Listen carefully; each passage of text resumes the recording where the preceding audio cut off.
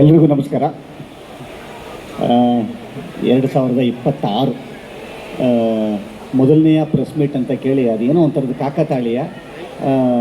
2026ರ ಮೊದಲನೆಯ ಪ್ರೆಸ್ ಮೀಟಿನಲ್ಲಿ ಸೇರ್ತಾ ಇರೋವಂಥದ್ದು ನಾವೆಲ್ಲರೂ ಕೂಡ. 2025 ಅಷ್ಟೇನು ಜಾಸ್ತಿ ಏನು ಚಟುವಟಿಕೆಗಳಿರಲಿಲ್ಲ ನನ್ನದು. ಈ ಒಂದು ಇವತ್ತಿನ ಒಂದು ವಾತಾವರಣ ಏನಿದೆಯಲ್ಲ, ಇವತ್ತು ನಿಮ್ಮನ್ನು ನೋಡೋ ಅಂಥದ್ದು, ನನಗೆ ಗೊತ್ತಿರೋ ಹಾಗೆ ತುಂಬ ಯಶಸ್ವಿ ವರ್ಷ ಇದಾಗುತ್ತೆ ಅಂತನ್ನುವಂಥದ್ದು ಒಳಗಡೆ ಎಲ್ಲೋ ಒಂದು ಹಾರ್ಟಿನ ಕೊನೆಯಲ್ಲಿ, ಒಂದು ತುದಿಯಲ್ಲಿ, ಒಂದು ಕಾರ್ನರಲ್ಲಿ ಹೇಳ್ತಾ ಇದೆ. ಆ ಥರದೊಂದು ವಾತಾವರಣ ಇವತ್ತು ಸೃಷ್ಟಿಯಾಗಿದೆ ಅಂದರೆ ಇದಕ್ಕೆ ಕಾರಣಕರ್ತರು ನೀವುಗಳು. ಯಾಕಂತಂದರೆ ಇವತ್ತು ನೀವಿಲ್ಲದೆ ಏನೂ ಆಗಲ್ಲ. ನಿಮ್ಮ ಮುಖಾಂತರ ಇವತ್ತು ಜನಗಳನ್ನು ನೋಡೋವಂಥದ್ದು, ನಿಮ್ಮ ಮುಖಾಂತರ ಜನಗಳನ್ನು ಮನಸ್ಸನ್ನು ತಲುಪುವಂಥದ್ದು ಆಗುತ್ತೆ ಗೊತ್ತಾ. ಅದು ವರ್ಷದ ಮೊದಲೇ ಆಗ್ತಾ ಇರುವಂಥ ನನಗೆ ಇಷ್ಟು ವರ್ಷದ ಪ್ರೆಸ್ ಮೀಟ್ಗಳಾಗಿರ್ಬೋದು, ಇಷ್ಟು ವರ್ಷದ ಇದಾಗಿರ್ಬೋದು, ವರ್ಷದ ಮೊದಲನೆಯ 1 ಅಥವಾ 2ನೇ ದಿವಸದಲ್ಲಿ ಒಂದು ಪ್ರೆಸ್ ಮೀಟಿನಲ್ಲಿ ಸೇರ್ತಾ ಇರೋವಂಥದ್ದು ನನ್ನ ಲೈಫಿನಲ್ಲಿ ಫಸ್ಟ್ ಟೈಮ್ ಇದೆ. Actually first time. ಇವತ್ತು ಒಂದು ವರ್ಷವನ್ನು ಭಾಳ ಹರ್ಷದಾಯಕವಾಗಿ ಶುರು ಮಾಡ್ತಿದ್ದೀವಿ ಅಂತನ್ನುವಂಥದ್ದು ನನಗೆ ಖುಷಿ ಕೊಟ್ಟಿರುವಂಥ ವಿಚಾರ. ಒಂದಿಷ್ಟು ವಿಚಾರ ಇದೆ ರೀ ಈ ಅಮೂಲಿನ ಒಂದು ಜರ್ನಿಯಲ್ಲಿ. ನಾನು ಎಲ್ಲಿಂದ ಶುರು ಮಾಡಲಿ ಅಂತಲೂ ಗೊತ್ತಾಗ್ತಾ ಇಲ್ಲ. ಆಮೇಲೆ ಭಾಳ ಮೊದಲುಗಳು ಈ ಈವೆಂಟ್ನಲ್ಲಿ ಆಗ್ತಾ ಇರೋವಂಥದ್ದು ನಾನು ಆಗಲೇ ಹೇಳಿದೆ, 2026ನ ಮೊದಲನೇದರಲ್ಲಿ. ಆಮೇಲೆ ನ್ಯೂ ಇಯರಲ್ಲಿ ಆಗ್ತಾ ಇರೋವಂಥದ್ದಕ್ಕೆ ನನ್ನ ಲೈಫಿನಲ್ಲಿ ಮೊದಲನೇದು ಅಂತ.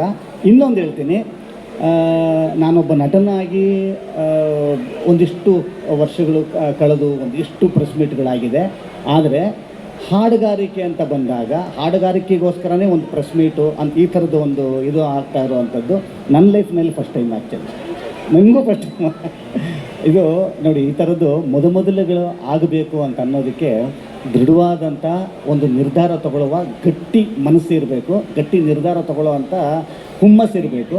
ಅದಕ್ಕೆ ಫುಲ್ ಕ್ರೆಡಿಟ್ಸು ಭಟ್ ಸರ್ ಅವರು, ಫುಲ್ ಕ್ರೆಡಿಟ್ಸ್ ಭಟ್ ಸರ್ ಅವ್ರಿಗೆ. ಯಾಕಂತಂದರೆ ಅವರು ತಗೊಂಡಂಥ ನಿರ್ಧಾರ, ಅವರು ನಿಂತ್ಕೊತಾರೆ ಗೊತ್ತಾ ಒಂದು ವಿಚಾರಕ್ಕೆ.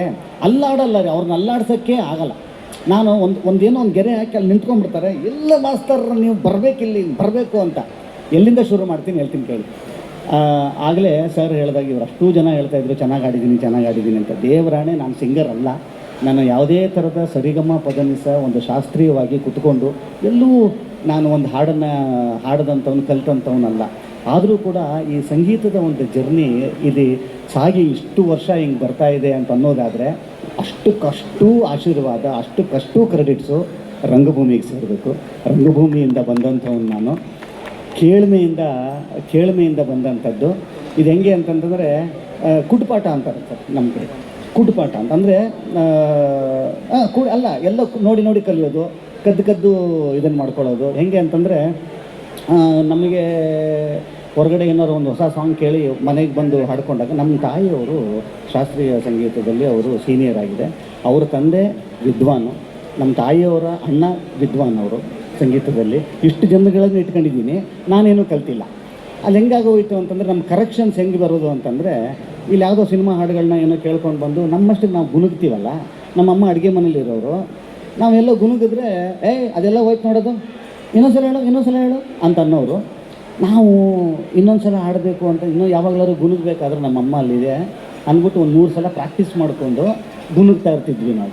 ನಿಜವಾದ ಪಾಠಶಾಲೆ ಅಲ್ಲಿ ಶುರು ಆಗಿತ್ತು ಸರ್ ಸಂಗೀತದ್ದು ನಮಗೆ. ಆ ಥರ ಕುಟುಪಾಠ ಮಾಡ್ಕೊಂಡು ಬಂದಂಥವ್ರು. ಅದು ಅಷ್ಟಕ್ಕೆ ಮಾತ್ರ ಸೀಮಿತ ಇದ್ದಂಥದ್ದು. ಆದರೆ ಅಲ್ಲಿಂದ ಇನ್ನೊಂದು ಜರ್ನಿ ಶುರು ಆಗುತ್ತೆ ಹಾಡುಗಾರಿಕೆ ಮತ್ತು ಶರಣ್ನಲ್ಲಿ. ಇದು ಶರಣಿಂದ ಏನೂ ಅಲ್ಲ ರೀ. ಇವತ್ತು ನಾವು ನಿರ್ಧಾರ ತೊಗೊಂಡ್ವಿ, ನಾನು ಇಲ್ಲಿ ಬಂದು ಈ ಸಿಂಗರು ಈ ಆಲ್ಬಮ್ಗೆ ಇರಬೇಕು ಅಂತನ್ನುವಂಥದ್ದು, ಈ ನಂಬರ್ಗೆ ಶರಣ್ ಅವರೇ ಹಾಡಬೇಕು, ಇಂಥವರೇ ಮ್ಯೂಸಿಕ್ ಡೈರೆಕ್ಟರ್ ಆಗಬೇಕು, ಇಂಥವರೇ ನಿರ್ಮಾಪಕರಾಗಬೇಕು ಅಂತನ್ನುವಂಥದ್ದು ನಾವು ನಿರ್ಧಾರ ತಗೊಂಡ್ವಿ ಅಂತಂದರೆ ಅದು ನೆಪ ಮಾತ್ರ. ಆದರೆ ನಿಜವಾದ ನಿರ್ಧಾರ ಆ ಸಾಂಗೇ ತೊಗೊಂಡಿರುತ್ತೆ. ಇವ್ನು ನನಗೆ ಸಿಂಗರು, ಇವರು ಮ್ಯೂಸಿಕ್ ಡೈರೆಕ್ಟರು, ಇವ್ರು ನಿರ್ಮಾಪಕರು, ಇವರು ಇದರ ಫುಲ್ ಕಾರಣಕರ್ತರು ಅಂತನ್ನುವಂಥದ್ದು. ನಾವು ಇಲ್ಲಿ ಬಂದು ಸೇರಿದ್ದೀವಿ ಅಂತಂದರೆ ಅದಕ್ಕೆ ನಿಜವಾದ ಕಾರಣ ಅಮೂಲು ಅಂತ ಅನ್ನುವಂಥ ಒಂದು ಇದೇನೆ. ನನಗೆ ಬಹಳ ಭಯ ಆಗೋದು, ಪರ್ಫಾರ್ಮೆನ್ಸ್ ಅಂತ ಭಯ ಆಗೋದು ಅಂದರೆ ಹಾಡುಗಾರಿಕೆ.